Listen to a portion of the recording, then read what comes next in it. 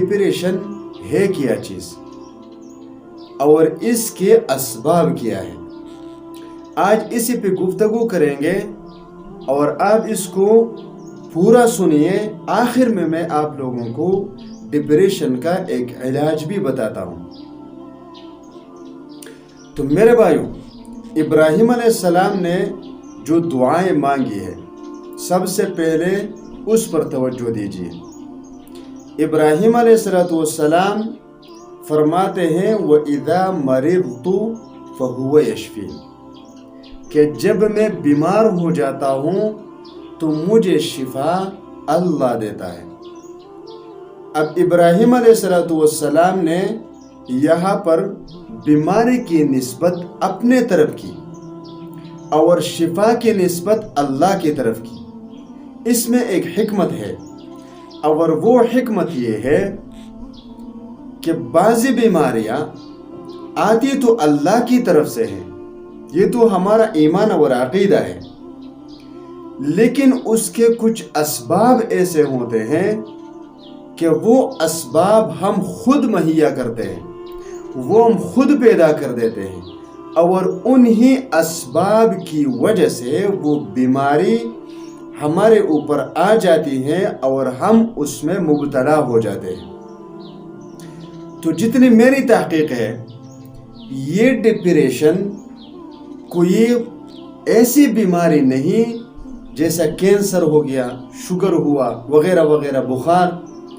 प्यारे भाइयों, डिप्रेशन में सबसे बड़ा रोल हमारा अपना होता है और अगर कोई चाहता है कि मैं डिप्रेशन का शिकार न हो जाऊं तो उसको कुछ उसूल है और कुछ चीज़ें हैं जिससे इस शख्स को दूर रहना पड़ेगा।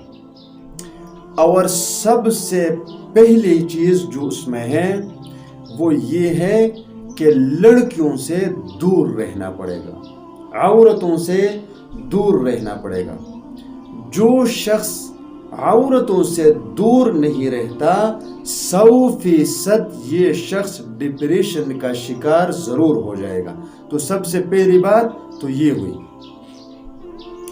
दूसरी बात ये हुई कि मुआशरे में उन लोगों से दूर रहना पड़ेगा जो लोग अल्लाह से दूर हैं और जिनके महफिलों में ऐसे ऐसे चीज़ें हो जाती है जो मुआशरे में पसंद नहीं की जाती। मिसाल के तौर पर ग़ीबत, दुनिया की ज़्यादा लालच, ख्वाहिशात की ज़्यादा लालच, ये ऐसी चीज़ें हैं कि ये इंसान को बर्बाद करने वाली चीज़ें हैं। तो ऐसे लोगों के महफिलों से दूर रहना पड़ेगा। तीसरी चीज़, हसद छोड़ना पड़ेगा। हसद नहीं करेंगे। ये हसद भी डिप्रेशन का एक बहुत बड़ा ज़रिया है, क्योंकि आप जिसको भी देखें तो हसद करो, हसद करो तो हसद के साथ साथ इंसान के दिमाग पर और दिल पर एक बहुत बड़ा और गहरा असर पड़ता है, जिसकी वजह से डिप्रेशन पैदा हो जाती है। फिल्में देखना, गाने सुनना, ड्रामे ज़्यादा देखना, ज़्यादा गेम्स खेलना, ये वो असबाब है जो डिप्रेशन का सबब बनती है। और नशों से दूर रहना, ये तो वो असबाब है जिसकी वजह से लोग डिप्रेशन का शिकार हो जाते हैं। अब इसका इलाज भी 2 किस्म का है। याद रहे कि अगर आप डॉक्टर से इसका इलाज करते हैं तो इसमें 90% आप अपना इलाज तो खुद करेंगे और 10% इलाज डॉक्टर दवाइयों के ज़रिए करेगा। और वो मैंने बता दिया कि इन चीज़ों से दूर रहना और अपने जहन और दिल को पाक रखना, तब ही डॉक्टर की दवाई काम आएगी, वरना नहीं। और एक इसका है रूहानी इलाज, और वो रूहानी इलाज आपको देखने और सुनने में बहुत मामूली सा लग रहा होगा, लेकिन काम बड़ा है।